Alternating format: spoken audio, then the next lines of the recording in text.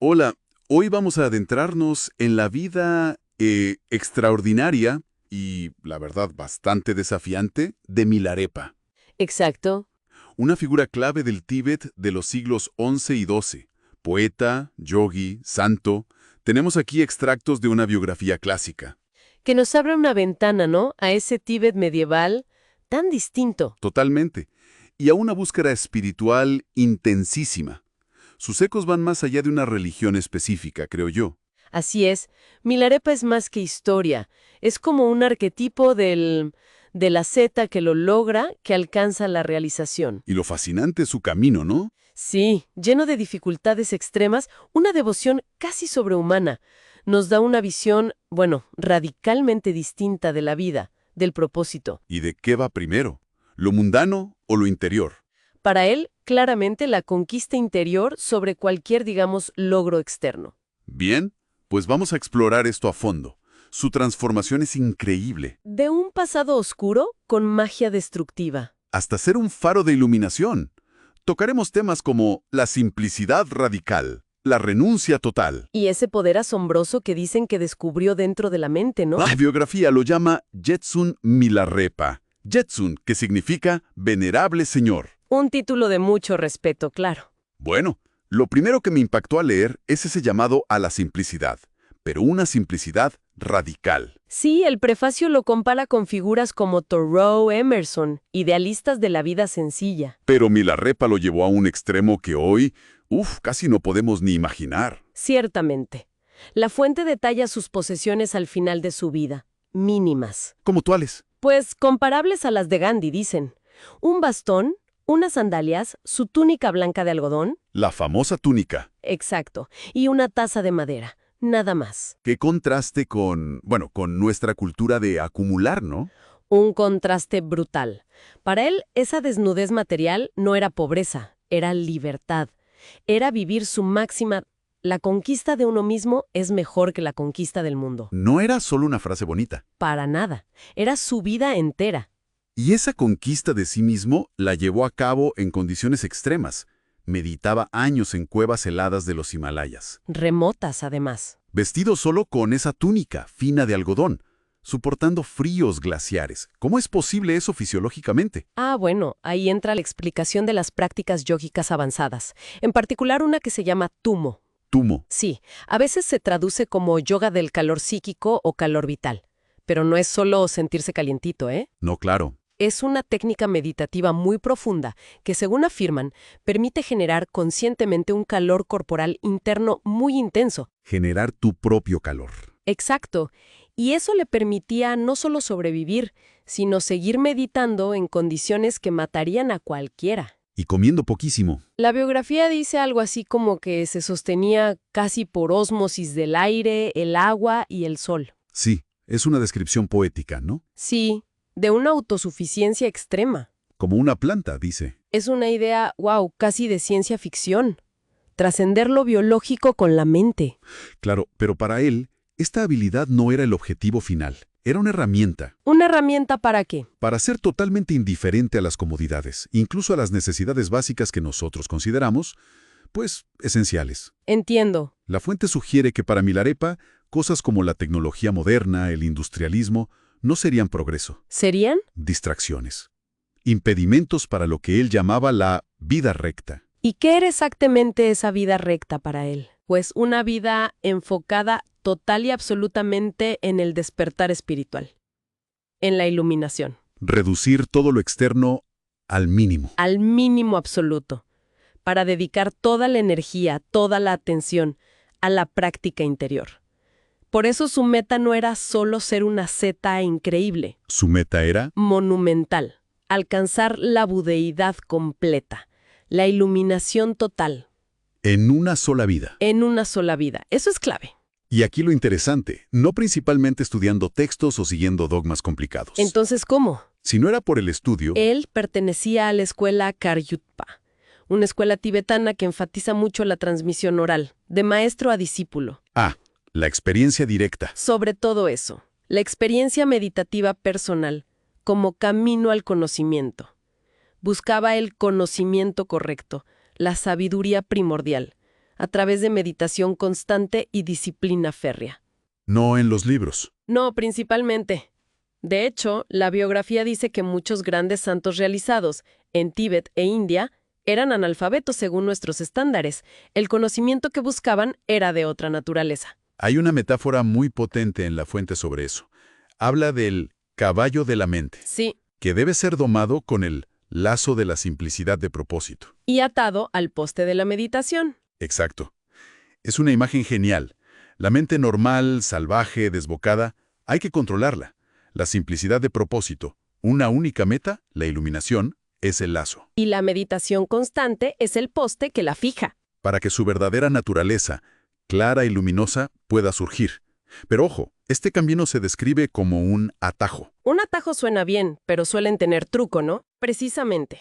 Es un atajo porque, potencialmente, te lleva al destino final, la Budenyad, mucho más rápido que otros caminos graduales, que pueden tomar vidas incontables. Pero Pero exige un nivel de esfuerzo, de dedicación, de capacidad casi sobrehumano. No es para cualquiera.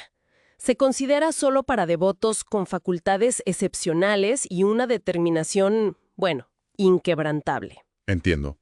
Sin embargo, el simple hecho de que Milarepa demostrara que es posible alcanzar esa meta, incluso en una vida, eso se considera de monumental importancia para todos. ¿Por qué?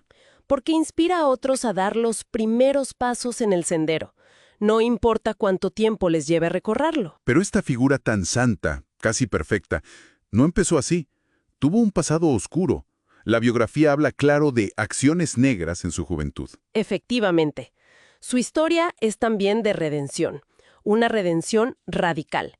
Antes de buscar el camino espiritual. ¿Qué hizo? Milarepa, empujado por su madre para vengar injusticias familiares, estudió y usó lo que se describe como magia negra. ¿Magia negra? ¿En serio? Sí, para vengarse de parientes que les habían robado y maltratado. Causó la muerte de muchas personas y destruyó cosechas con tormentas de granizo, invocadas mágicamente. Una venganza terrible. Eso le da una complejidad enorme. De hechicero vengativo a santo iluminado. ¿Qué pasó? ¿Qué lo hizo cambiar? Un remordimiento profundísimo. Abrumador. La conciencia de lo que había hecho, del sufrimiento causado, lo consumió. El peso del karma, no. Totalmente. Y ese arrepentimiento se volvió un anhelo desesperado por purificarse, por encontrar la liberación. La biografía dice que la angustia era tal que olvidaba la comida, no podía dormir. Qué fuerte. Dominado por el miedo a las consecuencias y un deseo ardiente por el Dharma, por la enseñanza budista. Y esa búsqueda lo llevó a su maestro Marpa el traductor, otra figura legendaria. Exacto. Pero el encuentro no fue fácil, ¿verdad? Las pruebas que le puso Marpa suenan increíblemente duras, crueles incluso, vistas desde hoy. Lo son. Leer esa parte es impactante. Marpa, en vez de recibirlo y enseñarle, le impuso tareas, hercúleas y aparentemente absurdas. ¿Cómo cuáles? Le ordenó construir una torre de piedra, él solo, con sus manos. Y cuando casi terminaba, ¿Qué pasaba? Marpa encontraba un defecto y le ordenaba demolerla hasta los cimientos y empezar de nuevo en otro sitio. No puede ser. Y esto pasó varias veces, con torres distintas. Imagine el agotamiento físico, las llagas en la espalda que le salieron Terrible. y la angustia emocional. Ver que le negaban una y otra vez las enseñanzas que tanto anhelaba. Soportó palizas, humillaciones, una desesperación total. Qué difícil entender esa dinámica maestro-discípulo. Incluso la esposa de Marpa, Damema, sintió compasión por él. Sí, ella intentó ayudarlo a escondidas. Incluso engañó a Marpa para conseguirle alguna enseñanza o interceder. Añade otra capa a la historia. Su compasión es clara. Sí, pero desde la lógica de Marpa, quizás esos intentos de aliviarlo iban en contra del propósito de las pruebas. ¿Y cuál era ese propósito? ¿Por qué Marpa actuó con esa dureza que parece sádica? Bueno, aquí la narrativa da un giro clave. Mucho después, cuando Milarepa ya estaba al borde del suicidio, ¡Qué extremo! Marpa finalmente cedió y le explicó todo.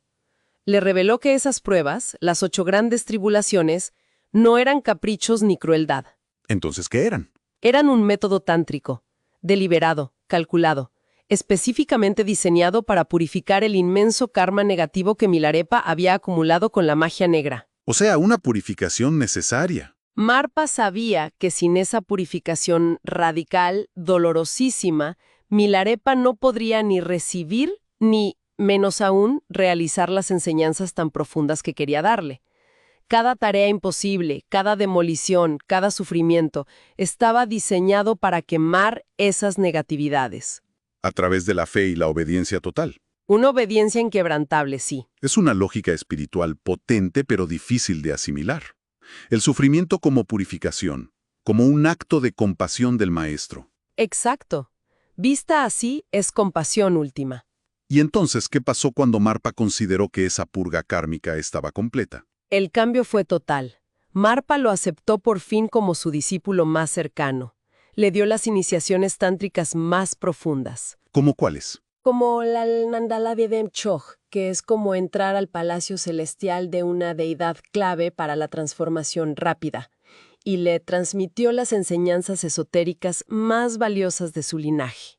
Las que trajo de la India con tanto esfuerzo. Esas mismas, incluyendo el Mahamudra. ¿Qué es el Mahamudra? Se refiere a la realización directa de la naturaleza última de la realidad, de la mente, el gran sello le dicen, y también las 6 doctrinas o 6 yogas de Naropa. ¿Más yogas avanzados? Sí, un conjunto de prácticas muy potentes, que incluyen el tumbo del que hablamos, yoga del sueño, del estado intermedio, diseñadas para acelerar la iluminación. O sea que las pruebas extremas fueron como la preparación del terreno. Exactamente, para poder recibir y cultivar esas semillas tan poderosas. Y Marpa tuvo sueños proféticos. Sobre Milarepa. Sí, que le indicaron que Milarepa sería su sucesor espiritual más importante, el que llevaría las enseñanzas a su máxima expresión. Lo vio en sueños como un león, un águila, un buitre. Remontándose hacia el sol. Majestuosamente. Símbolos de su poder y altura espiritual. Y una vez que recibió todo esto, Milarepa no perdió ni un segundo. Se dedicó a la práctica. Otra vez, de forma extrema. Absoluta. Siguió el consejo de Marpa. Retiro total. Se fue a cuevas aisladas en las montañas. Años y años. Solo meditando. Cada instante, poniendo en práctica las 6 doctrinas. La biografía lo describe de forma muy vívida. Cómo sobrevivió comiendo casi solo sopa de ortigas. Lo de las ortigas, que hasta se puso verde, dicen. Sí, es gráfico, ¿verdad? Subraya su desapego total de cualquier comodidad o placer. Rechazó fama, seguidores, posesiones, todo. Un solo enfoque. Uno solo. Realizar las enseñanzas. Hizo votos solemnes ante Marpa de no abandonar nunca su práctica en soledad por fines mundanos. Dijo que prefería morir de hambre o frío antes que romperlos. Su vida fue la encarnación de la disciplina y la renuncia. Con un único objetivo, sí. Pero a pesar de lo extremo, de lo único de su camino, el texto insiste en que hay algo universal en él. ¿Cómo se explica eso? Bueno, el editor de la biografía lo compara con Sócrates. No en los métodos, claro, sino en el compromiso total con buscar la verdad. ¿A través de la introspección, del autoconocimiento? Más que acumulando saber externo, sí. Y argumenta que las cualidades esenciales de la santidad que vemos en Milarepa, compasión, sabiduría, renuncia, disciplina de hierro, son en el fondo las mismas que encontramos en santos y místicos de todas las grandes tradiciones. O sea que su camino, aunque budista tántrico, Demostraría que esa senda yógica hacia lo supramundanal, como dice el texto, trascender lo ordinario, exacto. Trascender las limitaciones y preocupaciones del mundo para alcanzar una conciencia superior. Es una posibilidad humana que va más allá de las fórmulas de una religión u otra. entendido. ¿Y cuál es su legado hoy? ¿Sigue siendo relevante? Muchísimo. Especialmente en el budismo tibetano, claro. Es una de las figuras más veneradas. Inspira a todas las escuelas, no solo a la Kargyutpa. ¿Todavía hay gente siguiendo su ejemplo tan radical? Se dice que sí, que incluso hoy hay ascetas Kargyutpas en cuevas en los Himalayas, emulando su práctica intensiva en solitario. ¡Guau! Y más allá de eso, su historia es una fuente de inspiración constante. Demuestra que la transformación radical es posible, incluso partiendo de un pasado muy oscuro. Es la prueba del potencial de cambio. Exacto. Y la biografía también cuenta cosas extraordinarias sobre su muerte, ¿no? Sí, el relato termina con descripciones de fenómenos milagrosos cuando murió, en su paranirvana. Cielos con arcoíris, luces, Lluvias de flores, música celestial. eso. Incluso una disputa por sus reliquias que se resolvió, dicen, con una aparición divina del propio Milarepa. Para sus seguidores no son leyendas, son pruebas de su altísimo nivel de realización. Entonces, si intentamos sacar la esencia de esta vida tan asombrosa, ¿qué nos queda? Más allá de los detalles y las proezas. Yo creo que Milarepa representa la exploración del potencial humano, llevado al límite absoluto en lo espiritual.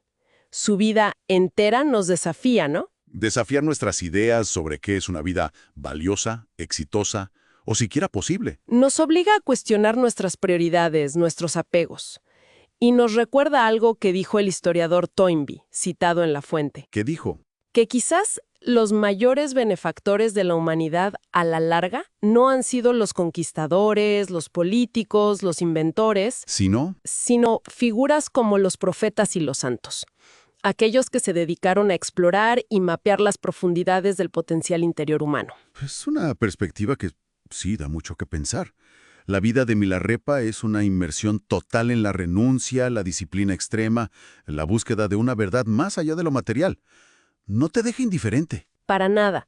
Y para terminar con algo en qué pensar, hay un detalle curioso en la fuente, sobre la creencia acerca de estos grandes yogis como Milarepa. ¿Cuál? Se creía que, incluso desde su aislamiento total en las cuevas, Podían ser algo más. podían proyectar buenos pensamientos como flechas a través del espacio, ¿Cómo? como una transmisión mental de buenos deseos a distancia. Algo así.